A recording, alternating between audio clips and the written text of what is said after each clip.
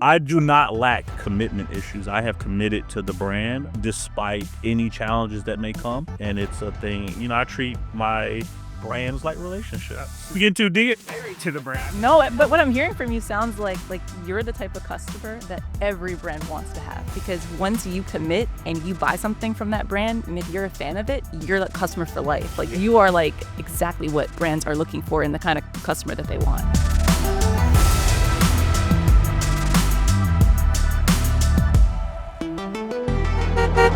Welcome back to Leadership in the Dealership. I am Keyshawn Betts here with my lovely and honorable friends, Don and Danielle. We got another great episode for you all today.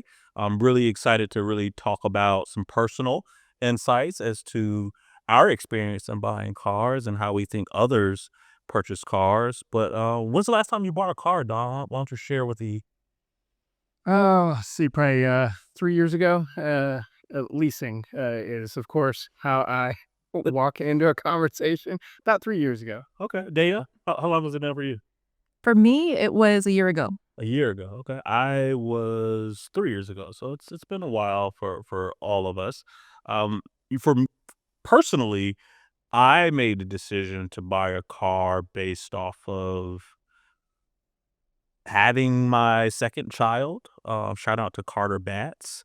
And just wanting more space. My wife had a pretty big SUV. She had third row. Like, we didn't need to have another car or a bigger car. But most importantly, I just wanted to have something where, like, if we traveled in my car or we traveled in her car, the experience was the same for the kids.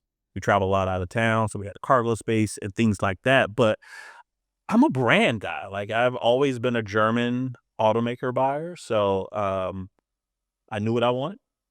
I walked into the dealership, they had it on the line, and I bought it. There wasn't much more to that, right? Like, I generally try to make the car buying experience as easy as possible for me and my wife. Now, the salesperson never has a good time because I used to sell cars, and my wife was like, "You don't have to be that guy where you go in and tell them how to do their job." You're that guy, Right? aren't you? Yeah, I am that guy. I have to remind them where things are in the system. I have a check. Here's how you do that. Place the link. So I am that guy. But what about your last experience? What was that like for you and your family? For me, kind of similar to you, about a year ago when I learned that I was going to be a new mom. Congratulations. Thank you. I don't know if you guys know this, but I had a two-seater Mercedes convertible, which was very, very hot, very nice. It was silver, wasn't it? It was white. Oh, my bad. It was white, and then I was like, oh, this doesn't really work for like a car seat, and It's baby friendly, right? it's super baby friendly, right? In the trunk. I'd be illegal, but yeah, the door. So I knew that I needed to make a shift, and we ended up going into a bigger SUV in that route. But honestly, I really miss my convertible. But I know I'm gonna get it down the road. But when it came to getting my SUV, I'll tell you this: I did a ton of research ahead of time. I was that person who was You went to like 16 dealerships? no, Oh, no, in the sense of I did all of this research. I did a lot of car gurus. I was looking at videos online. I was seeing like which one does the car seat go good into. I was looking at all these different things before I could even reach out to a dealer, because I knew once I reached out to a dealer, they would be responding back to me. So I did a lot of that preliminary work ahead of time so that my actual experience would be relatively quick. And it only took me, I think, maybe 45 minutes at the dealership itself, because I tried to do everything. Defining decision on the dealership you went to and the car you picked? Like, what was the thing that was like, oh, this is the dealer I'm gonna buy from, and this is the car I'm gonna buy? Was it social media? Like, how did they hook you in? You probably didn't start with the dealership in mind, did you? Well, it's funny, working in this industry for as long as I worked and knowing how dealers operate, whenever I am in the market for buying a car, I always like to see which dealers are going to do what I would like to see them do in the way that we like to teach dealers to do. And I always kind of observe and see. And I actually did business with a dealer who allowed me to do everything not over the phone, but everything digitally. And I didn't have to physically go to the dealer. You needed that convenience. I needed that convenience. I needed to do everything. I needed the out the door numbers, and they were all trying to avoid giving it to me. It took me longer to get the car because of all that back and forth, but I only did business with the dealer that let me do everything without needing to actually go in. Nice. Yeah. And being transparent with you, sounds like was important as well. It's super important to me. Like I walked away from the dealers who had all these hidden fees. They had all these things that they didn't tell me about, and the changing of because I was going to buy the car cash, and then that kind of turned some people off too, because they're like, oh, we're not going to get the financing. So they changed what they were going to actually charge me. So I went with a dealer who was completely transparent. This is the price. This is the out the door. All of these things, because that's why convenient. How'd you pick the car though? Because I mean, hey, I need an extra seat in it, but there's more than one option there. So how'd you decide? Keyshawn said he's a brand person, but what drove you to pick what you did? Yeah, I'm big on German engineering too. I kind of like that feel, that look and feel, that luxury. But ultimately, I knew I wanted an SUV. I knew I wanted to have some key features that the vehicle had. But like, going back to my son, I needed to make sure that the car seat was easy to get in and out of, and that that felt good. So that was something that I looked into. So you were buying remotely, convenient. Whoever gave you the best buying experience, right? Who just worked with you. You said it was important to get the car seat in there. Does that mean you went and test drove?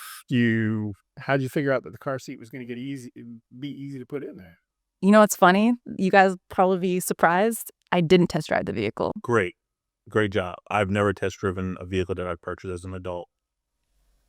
Yeah, I've had cars show up in my driveway off of the truck, never touched it. So Oh, one up you there. Well, what's your reason that you don't test drive, Don?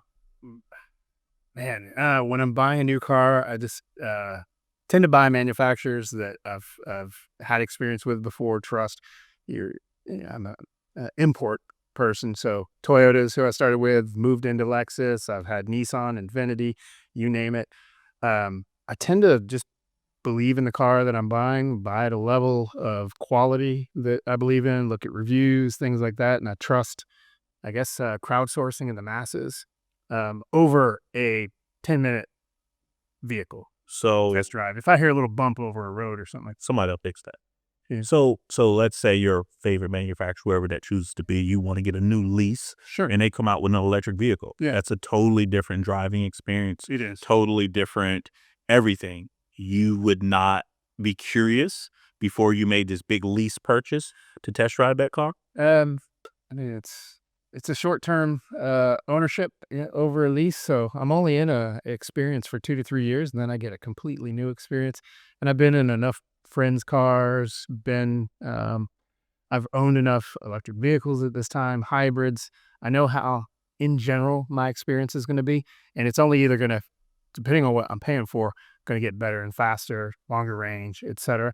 So I tend to just trust the process and trust what I'm going to drive. You trust the process or you trust the product? Because those are two different. Trust the product. Okay. I think that's very similar to me. Maybe you do or don't know this about me, but I'm pretty stubborn.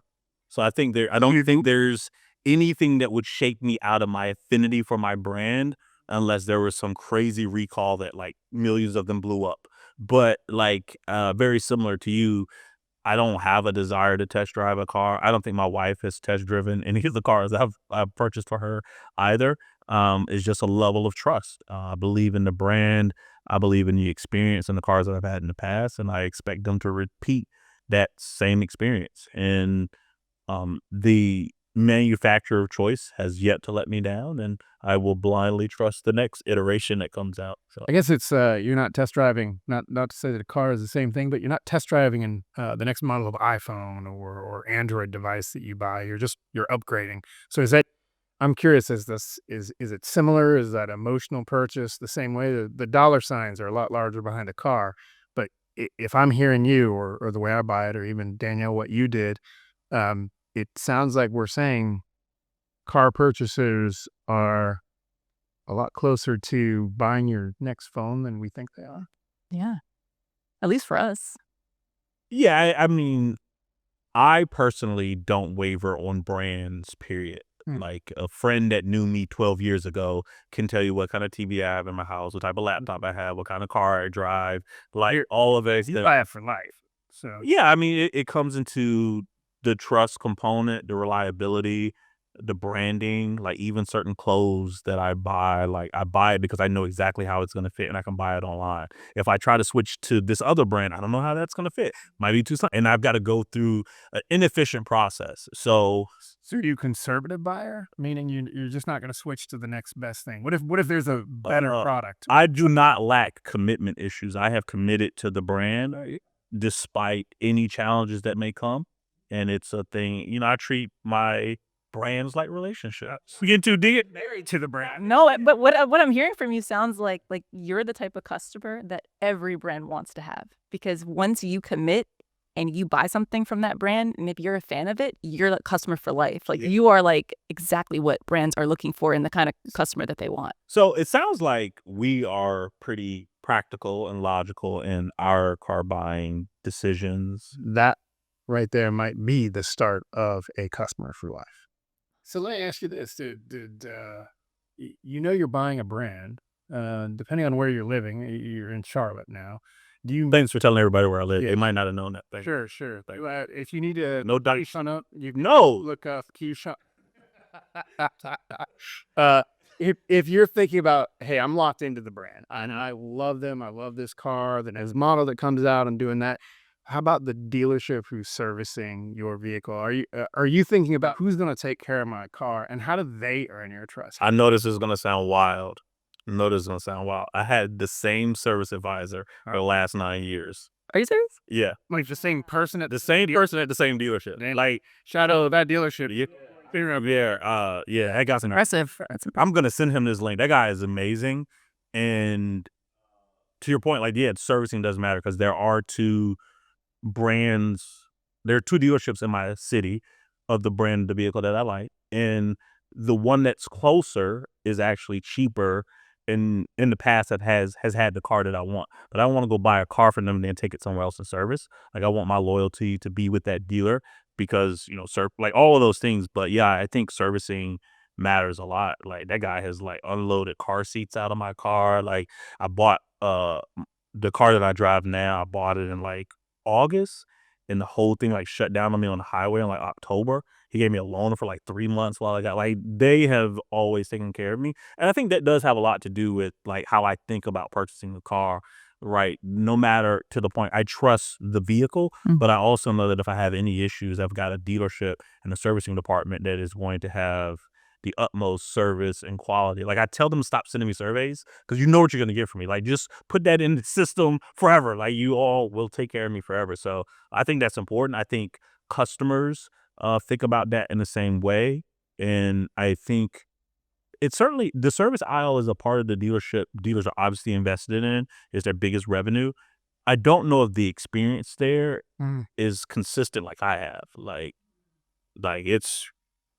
it's amazing. They know you're coming. They're taking care of you. You're gonna have No, they don't do a good job of marketing to me. They don't do a good job of telling me when they come. But when I get there, they do a great job treating me right. So that might be some feedback for you, Mr. Hendrick. So they built that relationship with you. I feel like as I listen to what we're talking about, we're probably atypical. I mean, there are customers out there like us, but I hear you saying you're a customer for life. You bought online, not saying that online is a new thing, but it's still single digits nationwide, right? A lot of people are still going into the dealership. I'm flipping oftentimes to payment or just the next shiny object every couple of years. I know my dad does a lot of the same type of car purchases. He'll do it every 6 months. Maybe he's every 2 years, but they know when he's coming. When you're a new customer and brand hasn't earned your trust yet, you don't know what service is going to be like. You don't know anything about it. How do you get that buyer's attention? How do you get them to show up at the dealership? I think it comes down to the experience that the dealership is willing to offer.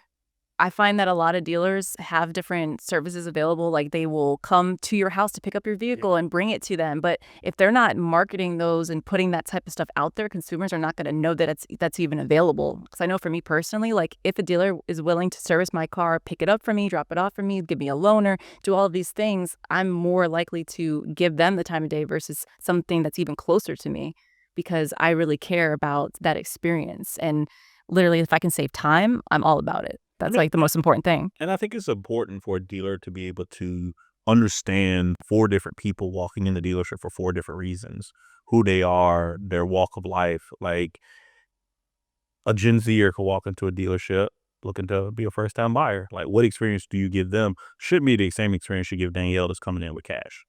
Like, there like, there should be a thoughtful interaction, a thoughtful engagement, because Danielle that is trading in her 2024 German vehicle and wants the 2025 version probably doesn't need the same hand-holding that others will. But you should also be able to have that level of conversation to get to know the customer, to understand where you need to pivot and where you shouldn't. So I think that's important, for dealers, and they think about why is a customer in my showroom and what is that customer in the showroom to do? Because there are still tire kickers, right? There are still people that just want to test drive, and they deserve an experience because they are your future customers. You shouldn't just blow them off.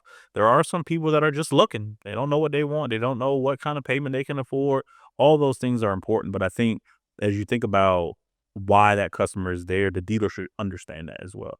And I think that is sometimes a lost art. I remember when I was selling cars, I used to have this book that I had to write in to fill out, like, why the customer was there, what did they want, when was their long-term, short-term plans, and things like that. But I think that's a lost art these days in technology and just the speed of everything. Oh, Daniel, you're here. What can I do for you?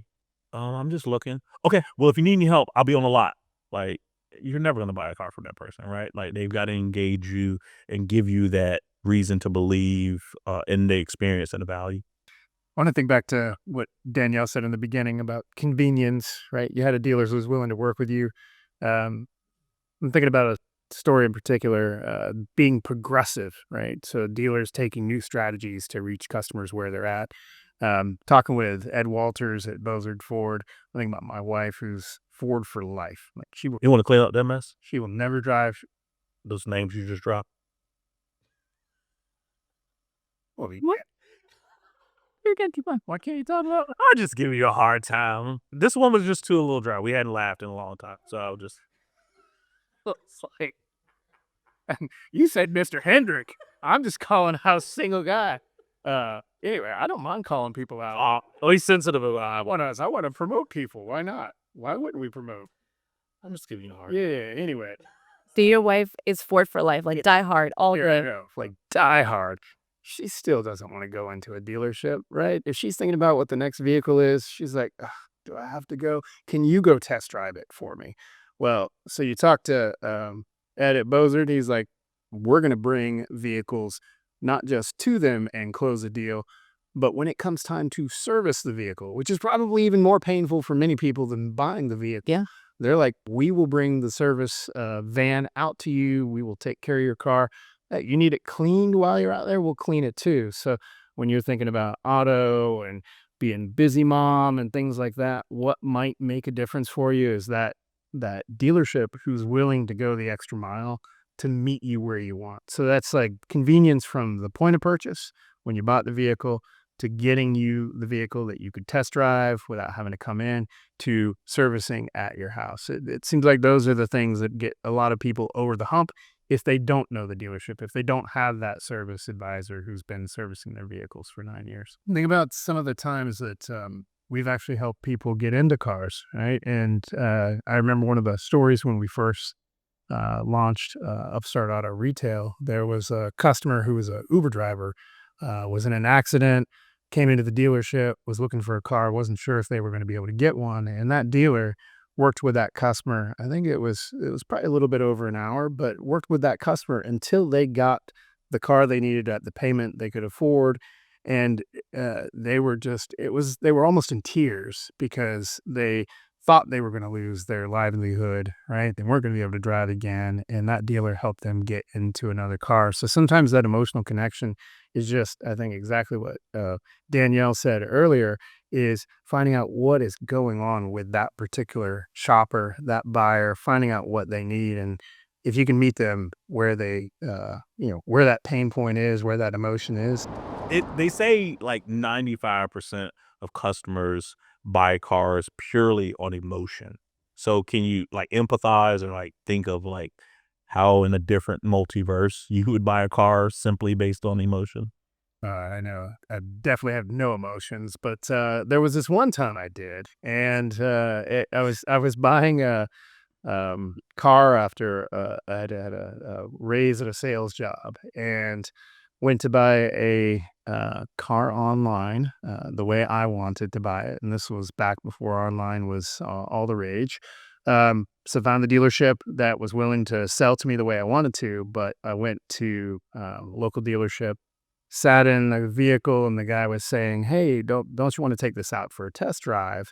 And what he didn't realize was that as we were sitting there, and I opened the door and I felt the way the seat just gripped me, and I was like, "This is cool." And I'm looking at the shift knob, and I'm looking at the pedal, and I'm starting to connect with this car. I turned on the stereo, and one of my favorite songs at the time came on, and I was like, "I'm done." What was the song? It was Radiohead, Karma Police, Oh, nice. and was sitting there going, "This is it. This is the car. I don't care. You could show me any other car in your lot, and I'd say no. Just this car. I want to take this one home." And they're like, "You sure you want to test drive it? You sure you don't want to take it? Like, this is a sports car." I was like, "Nope, I'm done," and bought that car, and straight up in cash. Didn't matter. Something could have been wrong with it that I didn't know about, and it was that emotional connection right there that made the difference for me.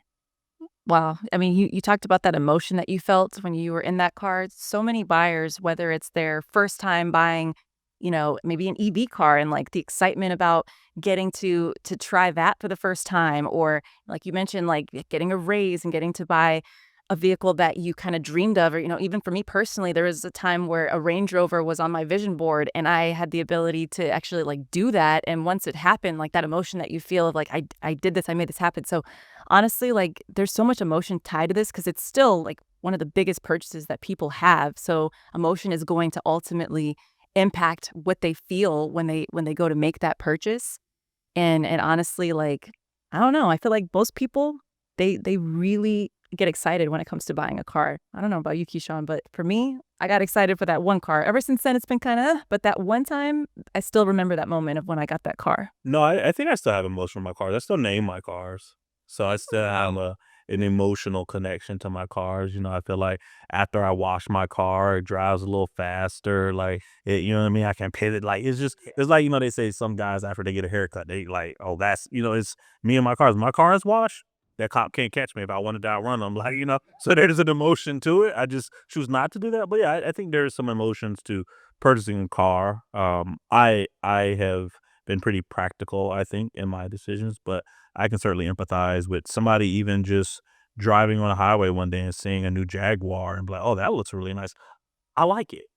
Like, sometimes it's just like, I like it and I wanna buy it. They forget about if they can afford it. They can forget about, like, if it fits the 3rd, or there's room for a car seat or anything like that. So I think the emotions do play a lot into how consumers purchase cars.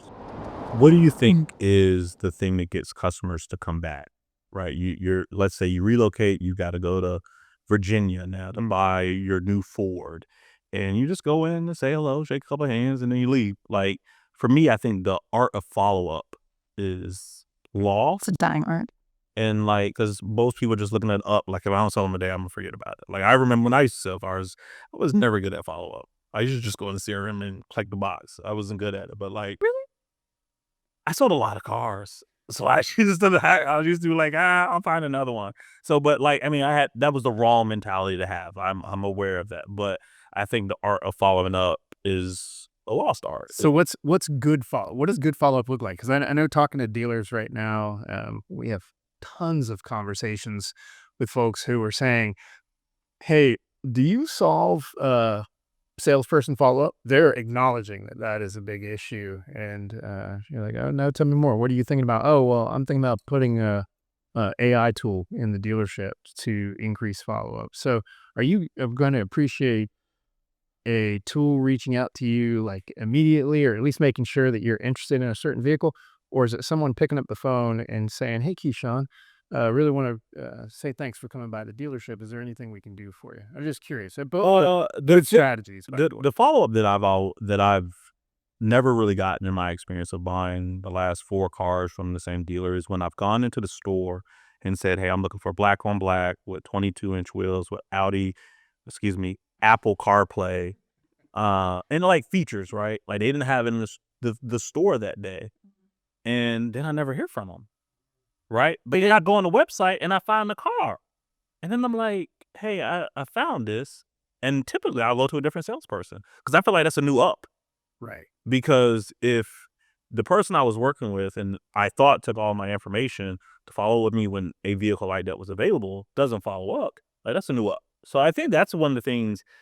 Even from like I think we talked about it from a second ago from a servicing, like buying a car. I wish there were more there was more intelligence in the experience. Maybe they create an automated way where they go in and click all the things that I want, and when they get in inventory, it I was comments. gonna say, I don't know, you're a little gray. Maybe not as gray as me, but do you still look at your email? Do you Yeah, prefer a text message? I mean, anyway, like Snapchat, maybe? definitely not social media, but like Not just anything that shows that they are interested in my business. okay. And I treat that the same way. Does it have to be personal, or doesn't They could have like personalized? no, it could have just been, hey, this is here.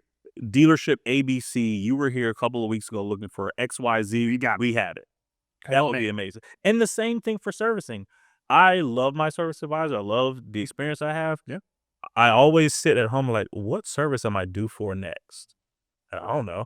Like, when did I get my tires done? Like, I wish there was more AI automation there that says, hey, last time you came in to get tires, you were at 55,000 miles. Drivers like you that drive X amount are now due for tires. I've never gotten that experience. I promise you, if you did that, I would buy more tires. But since you don't do it, I'm sitting here wondering why am I supposed to buy tires? About the only thing you do is get, hey, you're overdue. You're overdue. You're overdue for. And my car tells me that. Right. Mr. Dealer doesn't tell me that. My car tells me that. So I think those are some of the data-driven things that the dealer certainly has. The dealer knows how many miles I drive between each service. If they had some type of logic that says, oh, Keyshawn's probably driven 35,000 miles since then, we should probably reach out to him. I just don't get that. That would be fascinating. Yeah. I'd say for me personally, like, I know that you don't like it to be super personal, but like I love when a dealer is personalized in their follow-up because What does it say? Because you got excited. What does it say? What is the line say today? Personal. What does the subject line say? well, just anytime that they take the time to actually, like, if we did have a conversation or if they look into me at all or just mention anything that require them to do their homework. Daniel, I saw you play tennis. Yeah, like anything like that. Anything where there's some sort of personalization involved. I love that because so much is generic templates. So I appreciate when anybody, whether it be a car dealership or they put in any effort, they make it personalized and it's genuine. Like that for me makes me want to go in, Going back to that, and I don't like going in. yeah, going back to that idea of building relationships. It's some of the most successful dealerships, right? They find the Keyshawns or turn you into the next Keyshawn. Whew, that's hard. It is. There's only one of you. They will come and put in the effort. Like if a service advisor shows up at your doorstep with a service van, they're not just taking your keys and disappearing. They're actually asking you, "Hey, how's Otto doing?" Right? They know that you have a son. Otto is Danielle's son. Right? He's getting famous. Per Otto. They have, yeah. How's Otto doing, right? So they know that your son Otto, right? So they will know things about you, and they actually say that is the mission. It's not just convenience, but they actually want to build that relationship with you. And so if you can do both, I think that's what gets people over the hump. You see people in reviews say, "Man, they got me in and out of the finance office in 45 minutes." While they were Johnny on the spot on follow-up, and they knew when the vehicle I wanted was in stock and then got it right back out. Or, wow, right, they really took time to know me. So if you start seeing that kind of word of mouth or those kinds of ratings in that dealership's ratings, it seems like you're going to be much more likely to opt into that after Kim Kardashian or Taylor Swift at the Super Bowl got you to buy that car in the first place. Always a good callback, Don. Yeah. Always a good callback. Well, again, as we think about closing, I think there's a fascinating amount of different ways consumers ourselves think about how we purchase the car, why we purchase the car. I think, again, you can think of it as the dealers. Here's the things that you all need to do, and that's to understand your customer, use tools to help that customer buy a car how they want to buy the car, and then use data to get me in for servicing or get your person in. Because I think if there is a nugget there, there's a lot to be done in servicing, because I would really like to know what service I'm due for and if I need brakes or tires before I get to the dealership. But that's just a Keyshawn personal thing. So again, thank you for listening. Thank you for being a part of the Leadership in the Dealership, and we'll see you all in the next episode. Thanks, guys. Later. Bye-bye.